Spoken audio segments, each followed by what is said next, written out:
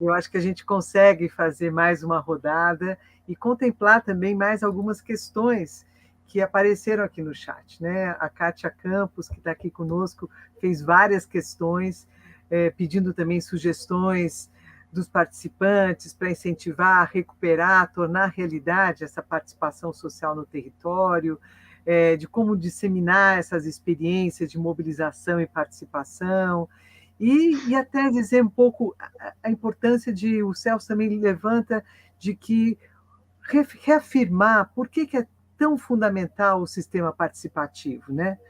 Para o enfrentamento das desigualdades sociais, né? E essa questão que parece que a gente precisa sempre trabalhar, porque só o legislativo e o executivo não são suficientes. Talvez vocês pudessem também aproveitar, já que a gente tem esse tempinho a mais de 15 minutos, para falar um pouquinho disso, né? Dessas experiências e também da importância da construção e afirmação do sistema participativo, não só o legislativo e o executivo, né? E tem uma questão também que a Freud Zatino provocou, falando um pouco da despolitização, né, que aconteceu nesse período também dos governos Lula e Dilma, um pouco uma certa despolitização em relação à participação, né? E em que sentido a gente também não vive essa contradição dos períodos democráticos, né? Então, são questões que ficaram no chat e que, já que nós temos mais uma rodada, eu vou passar para vocês. Ótimo. Vamos lá, Roque. Eu deixei sua palavra aí. Certo. Eu acho que é importante, são várias questões, né? Mas eu noto assim, ó, em relação à questão da participação, da necessidade e importância da participação, né? Aí vem essa questão de por que não é legislativo e o executivo já não são suficientes, né, para poder decidir sobre essas questões. Primeiro, né, hoje está muito claro para todos os estudos que se faz internacionalmente que quando tem um processo participativo envolvendo as comunidades no planejamento, né, na apropriação disso que a Cláudia traz, quer dizer, são elementos que não é uma questão técnica, né, decidir se o orçamento vai para um ou vai para outro, ou vai ser distribuído de uma forma. Inclusive, tem outro debate que é no tempo, né? O que é prioridade em relação a uma coisa, em relação a outra. Então, mesmo que a gente soubesse todos os problemas, e ninguém vai saber, porque o problema é uma construção coletiva, né? É um sentimento que as pessoas estão lá no território, né? Que vão saber o que é a ordem de prioridade, né? De resolver essas questões. Ainda assim, nós teríamos essa questão, né? A gente sabe que eu fui secretário de Fazenda em vários momentos da minha vida, né? E eu sempre dizia assim, olha, se eu abrir hoje para colocar todas as necessidades, eu vou ter 10 vezes o valor que eu tenho no orçamento, né? Então, a gente precisa ter um processo, primeiro, envolvendo a comunidade, entendendo que, primeiro, não existe o saber técnico versus o senso comum que está na comunidade. É o contrário, existe um saber fundamental que está nas comunidades, né, com as suas especificidades, com a sua história, com a sua tradição, a sua memória, né? E esse saber é fundamental para qualquer projeto que seja emancipatório, né? No sentido de poder trazer, né? Eu citei um pouco essa questão de Medellín rapidamente, porque Medellín é um grande exemplo de uma situação de completamente descontrole da área da violência, né? Para uma situação hoje, né, que é reconhecida internacionalmente, onde, inclusive, o fluxo que era antes, a periferia tem que ir atrás do centro, né? Hoje o centro vai para a periferia. Né? Hoje as pessoas querem conhecer a realidade cultural das periferias de Medellín. Né? As coisas acontecem na periferia. Então, isso só se constrói se a gente fizer junto com as pessoas, e não é chegando lá para levar o saber, não. É a gente construindo junto com as pessoas, justamente porque ali tem um saber, né? Tem, como o Boaventura chamava as ecologias dos saberes, né? Quer dizer, são vários saberes de várias formas de expressão cultural, né? E não é só o saber acadêmico, enfim, né? Paulo Freire também nos ensina muito isso, né? Essa questão de a gente saber que todos têm o conhecimento.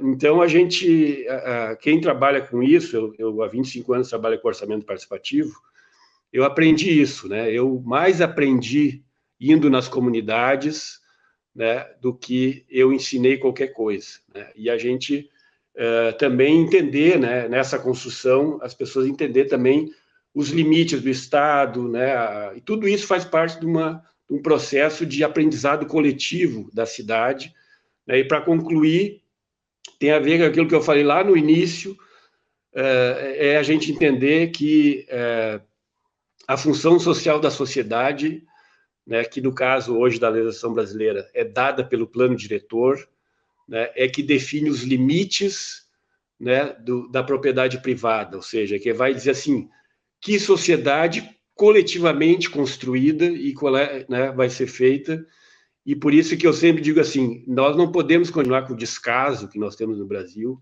da confecção e das revisões a cada 10 anos do plano diretor de uma matéria que é fundamental para democratizar a vida das cidades, né? Muito bom, Roque. Ruth? Acho que Roque colocou muita coisa, já teve a pergunta sobre o papel de desmobilização dos movimentos sociais, né? Eu acho que a gente precisa fazer uma distinção aí do papel de algumas organizações. O MTST foi uma organização que conseguiu, dentro dessa conjuntura extremamente difícil, né? Não só dos governos Lula, mas eu acho que dos últimos anos, né? Ontem a gente estava discutindo, né, num evento também preparatório da conferência, o debate sobre 2013, né, de quem soube ler 2013 como um processo de crise urbana que estava aberto ali, que não era só, né, um processo conservador por si só, mas sim apontava questões muito fundamentais, né, do que era a questão da crise da mobilidade, do que era também o processo de violação de direitos no contexto da Copa. Enfim, eu acho que a gente sempre teve uma postura muito crítica em relação a isso e buscando manter a autonomia dos movimentos sociais nesse contexto, que eu acho que é isso, né? A gente tem que construir políticas e sistemas de participação que fortaleçam os movimentos sociais e não criam a lógica de dependência dos movimentos sociais em relação às ações de governo, né? Acho que a gente teve políticas importantes que caminharam nessa direção, mas teve também a acomodação de algumas organizações que contribuíram para esse processo, não tem como negar. Se a gente não fizer autocrítica em uma série de questões, a gente não vai estar aprendendo com a derrota que a gente sofreu nos últimos anos, né? Então, acho que tem também um contexto de muitos sujeitos sociais que surgiram nesse último período, né? Acho que os coletivos de juventude negra nas periferias, né? Os processos de organização das mulheres também. Então, acho que tem várias inovações aí que precisam ser compreendidas e reconhecidas para a gente entender que também surge desse processo, né, várias outras frentes e iniciativas debatendo desde da questão do antiproibicionismo, né, questionando essa guerra contra as drogas na periferia, esse processo de militarização que tem tomado os nossos centros urbanos, até o debate da segurança alimentar, né, e a soberania alimentar nos centros urbanos, né, como as cidades também são espaços de produção de alimentos e, de alguma forma, questionando aí essa dicotomia entre campo e cidade, que constitui, né, essa lógica que também é, de alguma forma, uma lógica colonial e que reproduz várias formas de opressão e exploração né, Rock estava falando do saber técnico e o saber popular, né, superar esse antagonismo, né, como também essa lógica de pensar o campo como atraso e a cidade como progresso precisa ser questionado também, né, até porque grande parte da população que hoje ocupa os centros urbanos são populações que viveram o êxodo rural e que foram para as cidades para sobreviver, né, para própria história de Morte e Vida Severina, né, e de tantas outras histórias que contam, são registros disso, né? Então, acho que é a partir dessa lógica mesmo de fortalecer os sujeitos que estão se mobilizando, que estão em luta, que estão explorando as contradições e criando, a partir da sua imaginação criativa, outras experiências de viver a cidade, numa lógica, como Cláudia colocou, né, de romper com o patriarcado, com a lógica colonial, com esse regime capitalista, né, tipo, a gente viveu na pandemia, né, a possibilidade de debater coisas que há pouco tempo atrás não estavam sendo debatidas, né? A importância do Sistema Único de Saúde, né? Que se não fosse ele, a gente teria um contexto de genocídio ainda maior, né? E a gente pôde mostrar, o rumo do neoliberalismo é o que aconteceu nos Estados Unidos, né? Que se diz a grande hegemonia global é quem tem o maior número de mortes na pandemia, né? Porque não tem um sistema público de saúde, né? A gente debater a importância do SUAS, né? Eu e Cláudia aqui como assistentes sociais nesse debate, né? A importância que é debater a política de assistência num momento como esse, né?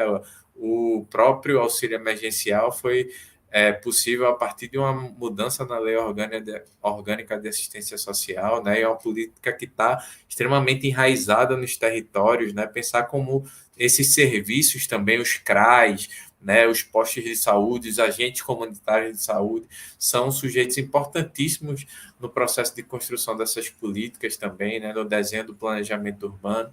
Enfim, são muitas questões, a gente não está aqui para fechar todas elas, está muito mais para provocar também que a gente saia daqui construindo e fortalecendo muitos processos de resistência e desses sujeitos que estão mudando a cara da cidade todos os dias nos territórios populares que precisam ser visibilizados. Muito bom, Ruth.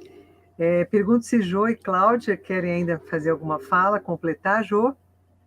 Nossa, eu me sinto contemplado na fala do companheiro Rude, por conta de que, assim, a gente, nesse período de pandemia, a gente viu muita coisa acontecendo, né? Principalmente o que os movimentos sociais dentro das periferias contribuiu, né? Por conta de que, assim, teve um papel importantíssimo, porque onde o poder público não chegou, o movimento chegou, então fez essa grande rede, e é importante ver, enxergar isso, né? Como o coletivo pode estar contribuindo nesse debate, dentro do processo da institucionalidade, né? Quando o povo se movimenta fora, né? E diz assim, você não quer avançar a política por conta disso. Mostrar, sabe? Então, eu acho que é bem importante isso que Rudy traz, porque nesse período de pandemia a gente viu que o papel do poder público foi feito muito pela essa coletividade dos movimentos sociais, tanto dentro das periferias como nos centros urbanos no geral, né? E principalmente nos interiores, né? Que as pessoas chegaram a um ponto de... A gente está num momento agora que tem pessoas no interior que estão passando a situação de fome, né? A fome voltou a ser um debate no Brasil. Então, é nesse contexto, né? Quando a gente também cava dentro do poder público, né? do executivo, e sabe de onde direcionar esse dinheiro, mostrar ele que pode ser tirado não da educação, não da saúde, não da segurança, mas tirar também do setor que dentro do governo, que tem a verba para fazer esse auxílio de emergência, essa renda de emergência. Então, é isso. Os movimentos sociais cumpriram um papel nessa pandemia importantíssimo.